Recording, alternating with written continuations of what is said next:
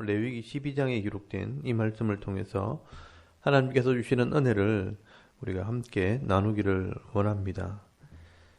이 레위기 12장은 하나님과 언약한 백성들이 지켜야 할 삶의 규례 중에 두 번째 규례입니다. 첫 번째는 이 레위기 11장에 음식 규례에 대해서 기록을 했다면, 오늘 이 레위기 12장에 기록된 두 번째 삶의 규례는 이 산모의 정결 규례에 대해서 기록을 하고 있습니다. 하나님께서 제일 관심 있는 것이 바로 생명입니다.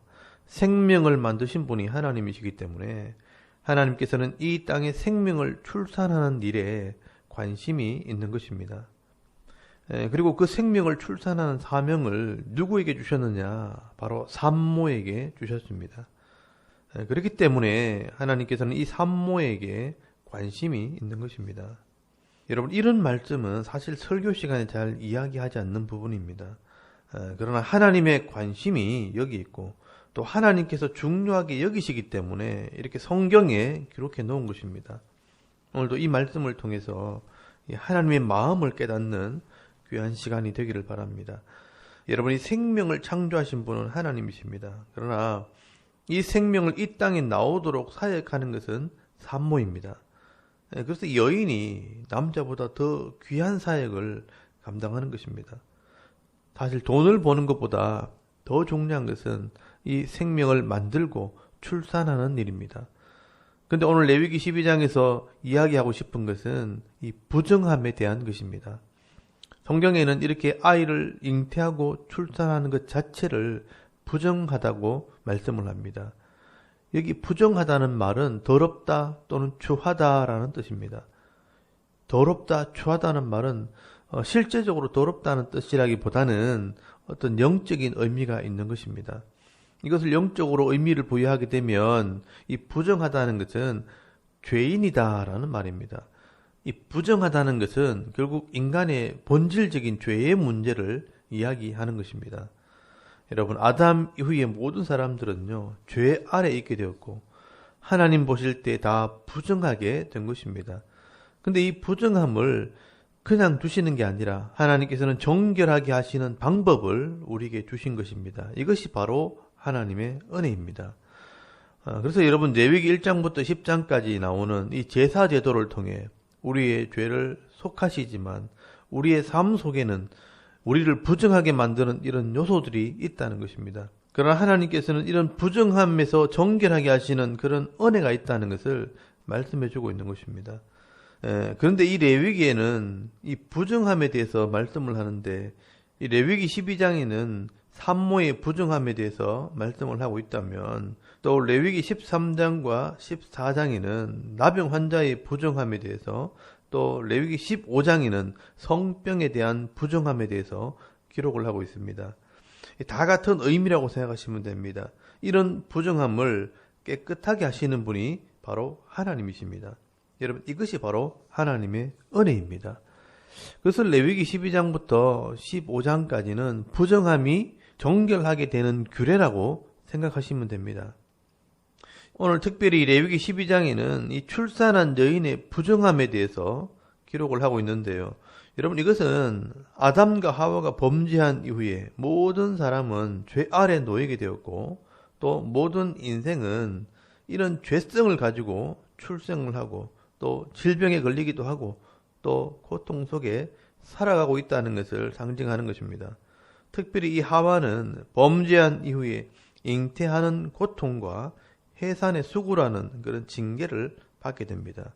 여러분, 이 잉태하는 고통과 이 해산의 수고는 여인들만의 고통이 된 겁니다.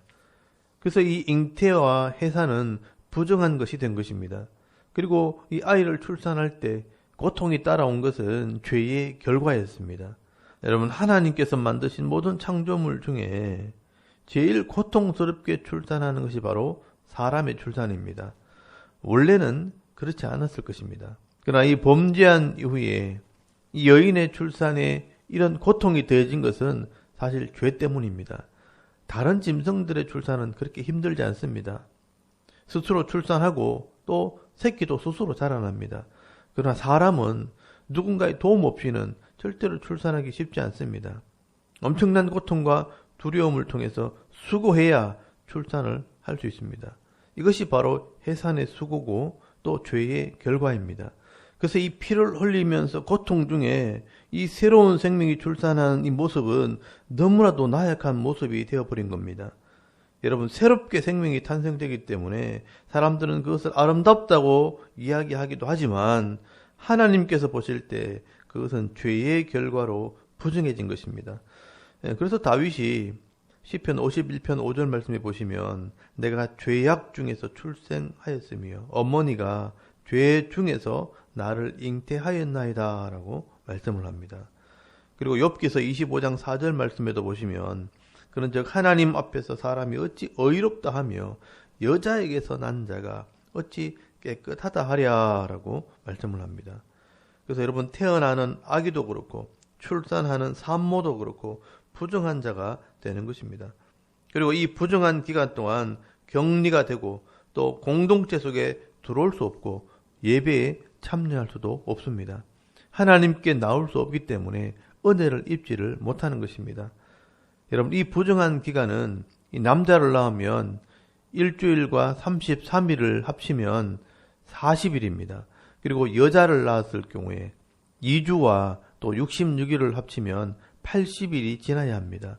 여러분, 이 격리되는 기간은 결국 인간의 죄성을 상징하는 것입니다. 하나님께서는 사람을 창조하시고 복을 주시면서 생육하고 번성하라고 명령하셨습니다. 이것이 하나님의 뜻이었습니다. 그런데 인간이 범죄하고 난 뒤에 하나님과 분리가 되었고 그 죄의 결과로 잉태하는 고통과 해산의 수고가 왔기 때문에 여러분, 영광스러워야 할 그 출산이 부정한 것이 되어버린 것입니다. 그래서 여러분, 부정한 이 기간 동안 격리되는 것은 하나님 없이는 회복되지 못하는 이 인간의 나약함을 말씀을 하고 있는 것입니다. 그런데 여러분, 하나님께서 이 산모의 정결 규례를 통해서 회복하는 방법을 가르쳐 주시는 것입니다. 이것은 오직 하나님의 은혜로만 회복되고 거룩해질 수 있는 것입니다. 그런데 여러분, 여기서 이 산모가 아들을 낳으면 40일을 쉬어야 산혈이 깨끗하게 되고 또 딸을 낳게 되면 80일이 지나야 산혈이 깨끗하게 된다고 말씀하는데 왜 남자는 40일이고 여자는 80일일까요? 그 이유가 뭘까? 여러 가지 견해들이 있습니다. 아담과 하와 중에 하와가 뱀의 유혹을 받아 타락하게 되었기 때문에 여자가 부정한 기간이 더 길다 이렇게 해석하시는 분도 있고요.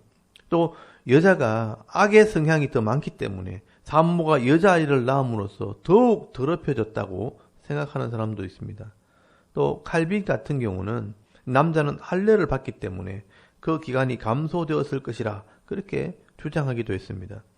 또 어떤 학자들은 아들을 낳을 때와 딸을 낳을 때 이 산모의 상태가 다르다고 이해하신 분도 있습니다. 남자의 이 몸의 구조와 여자의 이 몸의 구조가 다르기 때문에 산모가 아들을 생산할 때보다 딸을 생산할 때 그만큼 많은 힘이 든다고 보는 겁니다. 그래서 오랫동안 쉬어야 몸이 정상으로 돌아온다는 것입니다. 저는 여러 가지 견해 중에서 이 남자와 여자의 몸의 구조가 전혀 다르고 그 기능이 다르기 때문에 산모가 아들을 만들어내고 출산할 때와 또 딸을 만들어서 출산할 때 상태가 다를 수밖에 없다고 생각을 합니다. 그래서 이 하나님의 창조의 원리를 따라서 남자를 낳으면 40일 만에 산모의 몸이 정상으로 돌아올 수 있지만 딸을 낳았을 경우는 80일을 쉬어야 이 산모의 몸이 정상으로 돌아올 수 있다고 생각을 합니다. 그래서 산혈, 이 피가 깨끗해진다고 말씀을 하고 있는 것입니다.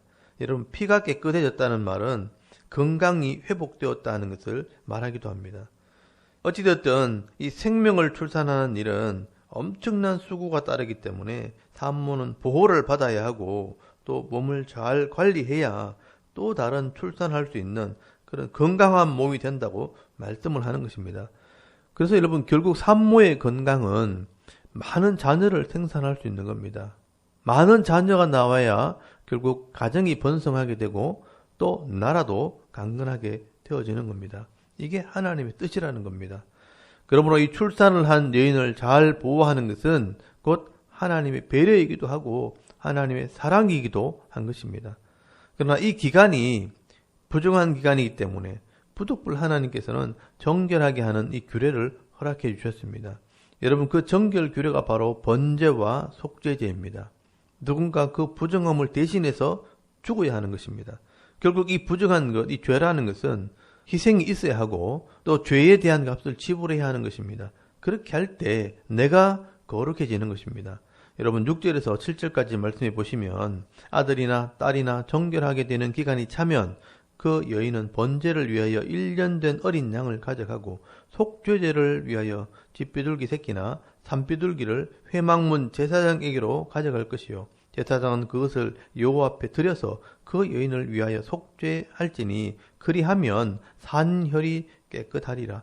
이는 아들이나 딸을 생산한 여인에게 대한 규례니라 법이라 그렇게 말씀을 합니다.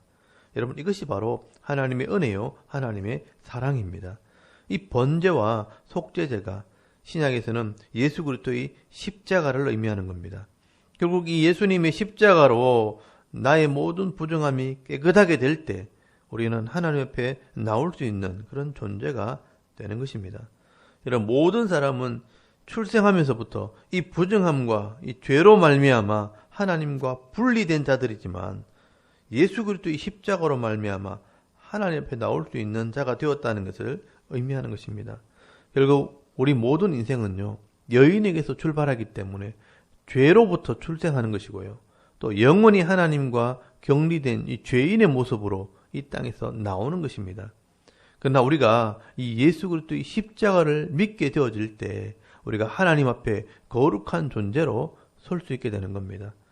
여러분 오늘도 우리가 이 세상의 부정함 속에 살지만 하나님 앞에 나와서 거룩한 존재로 또 존귀한 존재로 설 수 있는 것은 이 예수 그리스도의 십자가의 사랑 때문이라는 것을 여러분 기억하시고 오늘도 이 예수 그리스도의 십자가를 믿는 믿음 안에서 온전하고 거룩한 자의 모습으로 살아갈 수 있는 저와 여러분의 이런 신앙의 모습이 되실 수 있기를 바랍니다. 그리고 마지막 한 가지 살펴볼 것은 이 가난한 자에 대한 배려입니다. 여러분 출산을 한 여인 중에서도 형편이 좀 되고 부유한 자들은 자신을 위해 어린 양을 사서 제물로 바칠 수 있지만 형편이 어렵고 가난한 사람들은 어떻게 하느냐. 여러분 하나님께서 그 가난한 사람들을 위해 비둘기 새끼를 바치라고 말씀을 합니다. 여러분 레위기 12장 8절 말씀에 보시면 하나님의 배려가 나옵니다.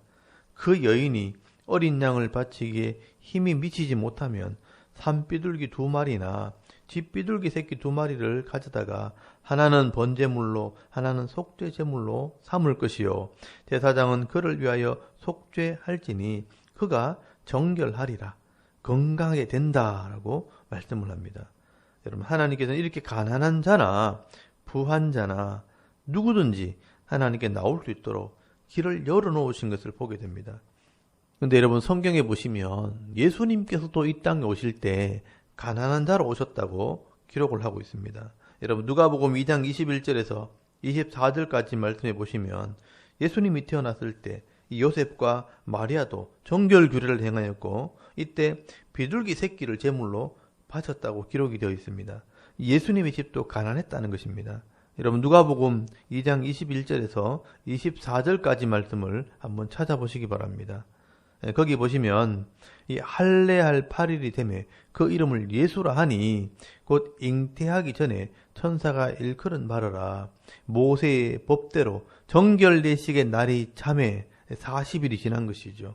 아기를 데리고 예루살렘에 올라가니 이는 주의 율법에 쓴 바 첫 해에 처음 난 남자마다 주의 거룩한 자라 하리라 한 대로 아기를 주께 드리고 또 주의 율법에 말씀하신 대로 산비둘기 한 쌍이나 혹은 어린 집비둘기 둘로 제사하려 함이더라 라고 기록을 하고 있습니다. 여기 보시면 이 요셉과 마리아도요 하나님 말씀을 잘 알고 있었다는 겁니다. 그래서 예수님이 출생했을 때 이 레위기 12장의 말씀을 기억하고 순종을 했다는 겁니다. 근데 그 제물을 이 어린 양을 드리는 것이 아니라 산비둘기와 집비둘기로 이 제물을 드렸다는 것은 이 예수님도 가난한 자의 모습으로 오셔서 이 말씀을 순종하신 것입니다. 여러분 우리는 이 세상의 기준으로 가난한 자와 부한 사람을 다르게 대우할지 모르지만 여러분 하나님의 은혜는 그렇지 않다는 것입니다. 누구든지 하나님께 나오면 됩니다. 돈 없는 자도 나오면 됩니다. 사모하는 마음만 있으면 되는 것입니다. 누구든지 하나님 앞에 나와 예수 그리스도의 십자가만 믿기만 하면 하나님께서는 그 사람에게 하나님의 은혜로 나올 수 있는 그런 복을 주시는 것입니다. 여러분 로마서 10장 9절에서 13절까지 말씀해 보시면 네가 만일 네 입으로 예수를 주로 시인하며 또 하나님께서 그를 죽은 자 가운데서 살리신 것을 네 마음에 믿으면 구원을 받으리라. 사람이 마음으로 믿어 의에 이르고 입으로 시인하여 구원에 이르느니라. 성경에 이르되 누구든지 그를 믿는 자는 부끄러움을 당하지 아니하리라 하니 유대인이나 헬라인이나 차별이 없음이라. 한 분이신 주께서 모든 사람의 주가 되사 그를 부르는 모든 사람에게 부요하시도다. 누구든지 주의 이름을 부르는 자는 구원을 받으리라 라고 말씀을 합니다. 여러분 누구든지 예수 앞에 나오면 됩니다. 어떤 부정한 자든지 하나님 앞에 나오면 됩니다. 그러면 정결함을 받을 수가 있는 것입니다. 여러분 대구 샤론 교회도 누구든지 올 수 있습니다. 어른이든 아이든지 잘난 사람이든 못난 사람이든지 잘 사는 사람이든지 못 사는 사람이든지 가까이 있는 사람이든지 멀리 있는 사람이든지 누구든지 오셔서 이 하나님 말씀을 통해 정결케 되어지고 또 새로워지는 은혜를 체험할 수 있기를 바랍니다. 여러분 오늘도 이 산모를 귀하게 여기시는 이 하나님의 사랑을 보면서 영원히 죄로 말미암아 격리되고 하나님의 은혜에 나올 수 없는 이 죄인들을 하나님께로 부르시고 정결케 하시고 새롭게 하셔서 오늘도 거룩한 자로 살아갈 수 있도록 복을 주시는 이 하나님 앞에 날마다 새로운 인생을 누리며 살아가는 저와 여러분의 이런 영적인 삶의 모습이 되실 수 있기를 주의 이름으로 축원합니다. 아멘. 우리 잠깐 기도드리겠습니다. 오늘도 죄인 된 우리를 예수 그리스도의 십자가로 정결하게 하시고 하나님의 자녀로 삼아 주셨으니 오늘도 우리가 거룩한 삶을 살게 하옵소서. 여러분 기도하시고요. 또 나라와 민족과 섬기는 교회와 가정을 위해서 또 개인의 기도 제목을 따라 기도하고 오늘 하루 삶을 또 시작할 수 있기를 바랍니다. 다 같이 우리 하나님께 한번 기도드리겠습니다. 살아계신 하나님 은혜를 감사합니다. 오늘 이 아침에 우리가 하나님 앞에 엎드리게 하시고